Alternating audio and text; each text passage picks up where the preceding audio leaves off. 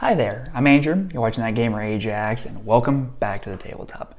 Now, this week's video is going to be a little bit different. This is going to be a guide for Veil of the Void, which is one of my personal favorite science fiction role-playing games out there.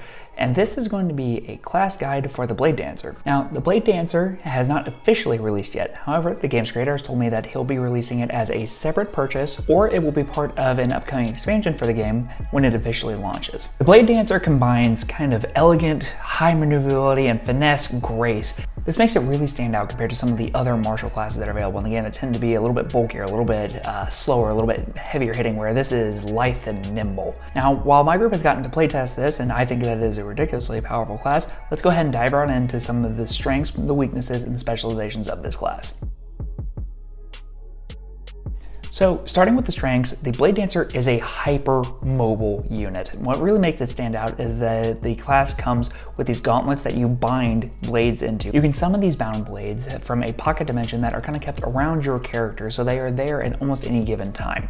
Now, the bread and butter of the Blade Dancer class is its ability called the Dance. When you activate this, it allows you to start kind of teleporting around a room. Once you begin teleporting, you can move up to twice your base movement, which for the vast majority of people is 6 squares. So you can move up to a grand total of 60 feet to teleport into an enemy and take an extra attack. Eventually, as the game goes on, you start getting to take more and more attacks where you can eventually hit 3 or 4 people during a single dance. In keeping with its light and nimble theme, the Blade Dancer gets access to an expertise, which is a lot like a feat in Dungeons & Dragons, that is simply called Nimble. This will allow you to have bonus dice when you are going to be rolling on balance checks to kind of stay on your feet. So this gives you a lot of options when you are role-playing this class if you want to start kind of like showing off a little bit more compared to some of your compatriots. Something else that really sets the Blade Dancer apart is, along with those gauntlets that we mentioned earlier, you are essentially a walking armory. You can have multiple blades that are bound into your gauntlets at any given time,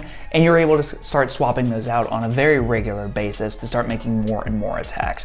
This also gives you a lot of versatility with the amount of attacks that you're going to be taking, because the different weapons in this game usually have different effects. So depending on the target that you need, you can just simply swap out to a blade that gets the job done a lot better. Because you have so many weapons that are bound on you at any given time, Blade Dancers really do thrive in the thick of a fight. They really like being in those really close quarters or in narrow areas where they're able to start teleporting around, and they can get around almost the entire battlefield without much effort. Along with having all the weapons, they also have a ton of offensive and defensive options. Unlike a lot of the other classes, you have the ability to reflect melee attacks coming against you, and usually you have a much better chance of succeeding on those. Along with that, you can start doing damage or blinding opponents, and etc. You can do a lot of really flashy sword-based things with this class. Certain types of Blade Dancers also have access to their own style of magic that is called swordplay magic. Now, from what I have seen of the swordplay spells, they are ridiculously strong. I know that a player in my group has used one of the specializations that uses magic to great effect, to the point where he was actually able to use a spell to stop a mech that was twice his size from attacking him with a sword. Now that we've gone over some of the strengths, let's talk about the different specializations that you get when you hit level 5. This is kind of the archetype that defines what your character is going to be as you proceed through the game. So up first, we have the Art of Precision style of Blade Dancer. This is flavored a lot like a fencer. You get these timing points that you can use during a short and long rests that allow you to start inflicting all kinds of crazy effects. My personal favorite is that you can spend a certain amount of these timing points to get an automatic critical attack. Not only does this do more damage, it usually implies some kind of effect, such as cutting an enemy's movement speed in half, or making it so that way they're going to have a greater chance of missing you on their next attack. Next, you have the Art of Distance.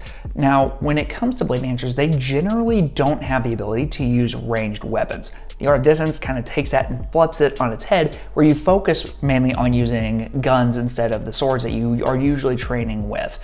Rather than getting up in something's face, you kind of stay back and you are holding down a zone more than anything with this style of class. And lastly, you have the Art of the Spellblade. This gives you access to those swordplay skills that we just talked about, and I can say that this one is very, very strong. Spellblades are also enchanting their weapons, and eventually you're also able to almost consume magic using just your blades alone. We've talked strengths, we've talked specializations for the class. Now we do need to dive into some of the weaknesses of this class.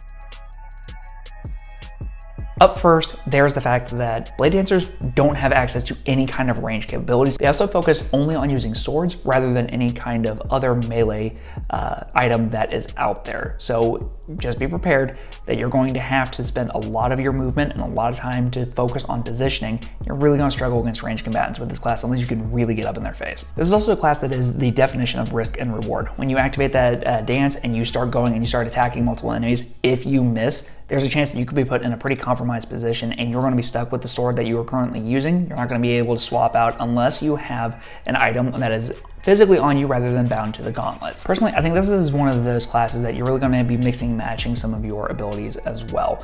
While it is finesse based primarily for using its spells and for most of its attacks, a lot of the melee weapons in Veil of the Void currently use power as their primary virtue. So you're going to want to have some points in there. You're going to be in the thick of a fight a lot, so you're going to want some points in your vitality so that way you have more health.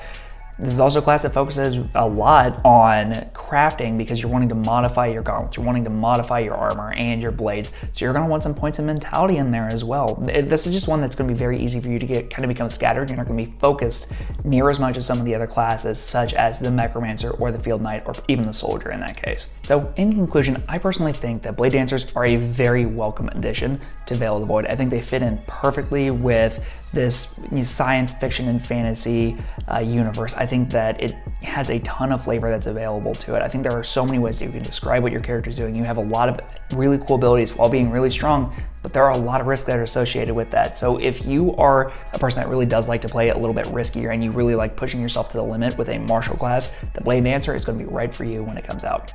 So that is going to go ahead and wrap up this video. I hope it was helpful. I really hope that this gives you guys something to look forward to, and I really do think that Veil of the Void is a game that you should be checking out. It has some really cool classes, and this is just going to be added amongst the roster. But till next time, I'll see you in the next video. Bye-bye.